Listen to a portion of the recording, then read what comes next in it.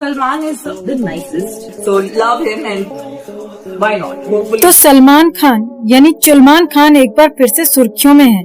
अरे भाई, इस बार वजह है उसकी नई मोहब्बत तमन्ना भाटिया और उसके अब्बा सलीम खान का इंटरव्यू है। वैसे चुलमान खान की मोहब्बतों की लिस्ट इतनी लंबी है कि गिनते गिनते लोगों के हाथ दुख जाएं। लेकिन अब बात हो रही है उसके बुढ़ापे की शादी की।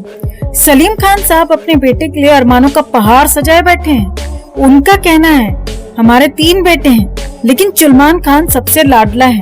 वो गैलेक्सी अपार्टमेंट में हमारे साथ रहता है। बाकी दोनों बेटे तो अलग रहते हैं, पर हम चुलमान को दूल्हा बनते देखना चाहते हैं। अब सलीम साहब, आपको ये मोहब्बत और शादी वाला सपना बुढ़ापे में क्यों याद आया? कहीं ऐसा तो नहीं कि चुलमान को अब एहसास हुआ कि दादू बनने की उम्र में वो खुद पापा बनना चाहता है? अच्छा, अब ये भी सुनिए।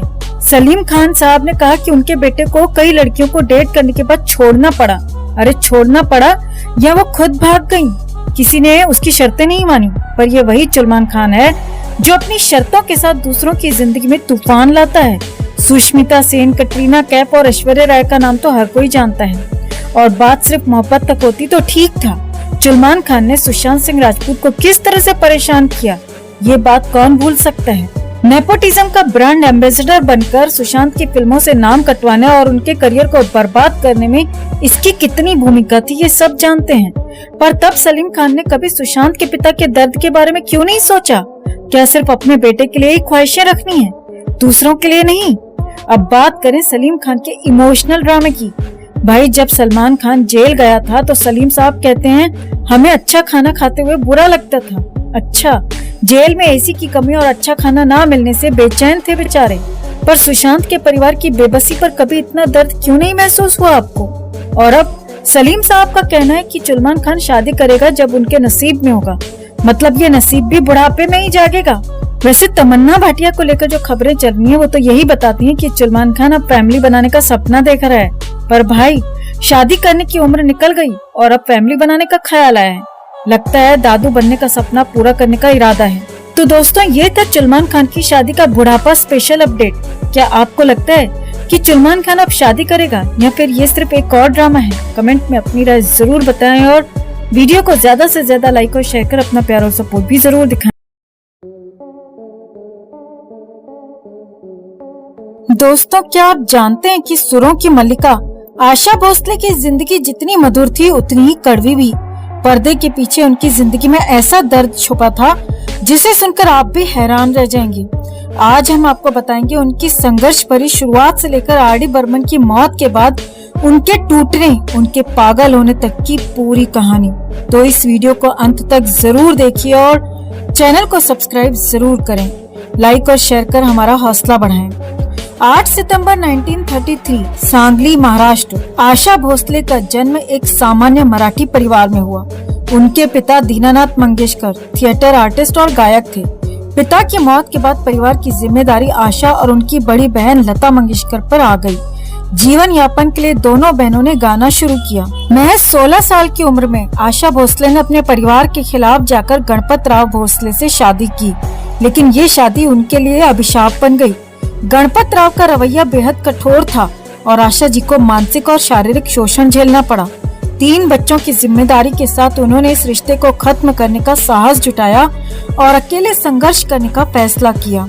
शुरुआती दिनों में उन्हें सिर्फ वो गाने मिलते थे जिन्हें दूसरी गायिकाएं ठुकरा देती थी, लेकिन उनकी कड़ी मेहनत रंग लाई जब ओपी नैयर ने उन्हें सीआईडी 1956 में ब्रेक दिया।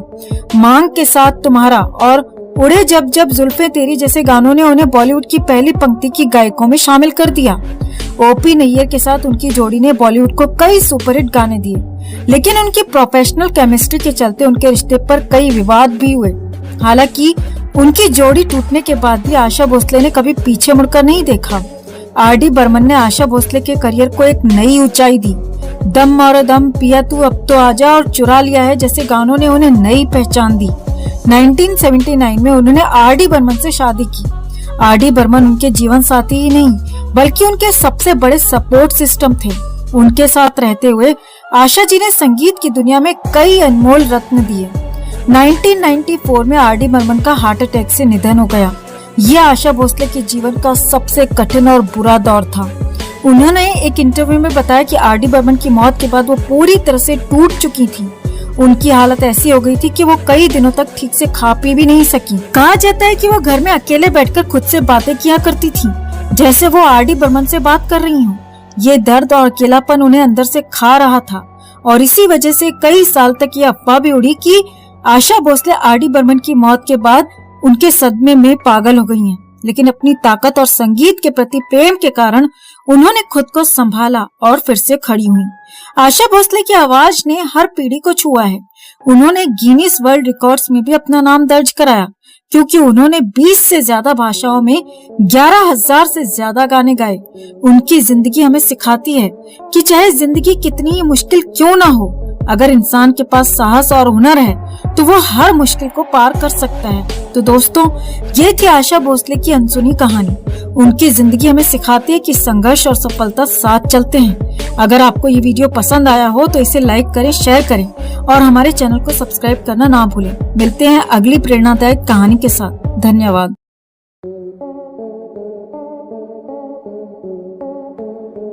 तो आज हम बात करेंगे उस महानायक की जिसे लोग बॉलीवुड का भगवान मानते हैं। लेकिन क्या ये भगवान सच में सबकी भलाई का सोचते हैं या सिर्फ खुद की? जी हाँ, बात हो रही है अमिताभ बच्चन की। हाल ही में एक्ट्रेस मौसमी चटर्जी ने इनके बारे में कुछ ऐसे खुलासे किए हैं जो इनकी चमकती हुई छवि के पीछे छिपे काले साए को दिखाते हैं। मौसमी जी ने अपने इंटरव्यू में कहा, अमिताभ बच्चन शानदार अभिनेता हैं, लेकिन स्टारडम का चस्का लगते ही वो बदल गए। सोचिए, जो इंसान एक वक्त पर हर किसी से दरवाजे पर काम मांगने के लिए खड़ा रहता था, वही स्टार बनते ही खुद को ताजमहल समझने लगा। मौसमी ने बताया कि जब अमिताभ स्ट्रगल कर रहे थे तो शत्रुघ्न सिन्हा के साथ सेट पर घूमते थे, लोगों से काम मांगते थे, लेकिन जैसे ही उन्हें सुपरस्टार का तमगा मिला, उन्होंने सबको अलविदा कह दिया। पुराने दोस्तों से दूरी बना ली और नए कलाकारों की मदद करने का तो सवाल ही नहीं उठता। मौसमी का कहना है कि अमिताभ सेट पर किसी से बात तक नहीं करते थे, न कोई हंसी मजाक, न कोई हलचल। ऐसा लगता था जैसे सेट पर कोई राजा महाराजा पधार गए हों। और लंच भाई साहब अपने हेयर ड्रेसर के साथ चुपचाप अपने कमरे में करते थे। यूनिट के लोग उनसे बात करने की कोशिश करते थे, लेकिन अमिताभ के पास समय ही कहाँ था। अब जरा सोचिए, जो इंसान सेट पर यूनिट के लोगों से बात करना तक अपनी शान के खिलाफ समझता हो, वो भला दूसरों की मदद क्या ही करेगा। और हाँ, एक और दिलचस्प बात, मौसमी ने बताया कि अमिताभ के भाई अजिताभ उनके लिए गाड़ियां अरेंज करते थे ताकि सुपरस्टार साहब आराम से घर जा सकें। अरे भाई, इतने बड़े स्टार होकर भी खुद गाड़ी बुलाने की जहमत नहीं उठा सकते, भाई को ही चौकीदार बना दिया। मौसमी ने आगे कहा कि जब अमिताभ स्ट्रगल कर रहे थे तब हर किसी से मदद मांगते थे, लेकिन जैसे ही स्टार बने सबको भूल गए, पुराने दोस्तों से रिश्ता तोड़ लिया और इंडस्ट्री के नए टैलेंट की मदद करना तो उनके लिए जैसे गुनाह हो गया।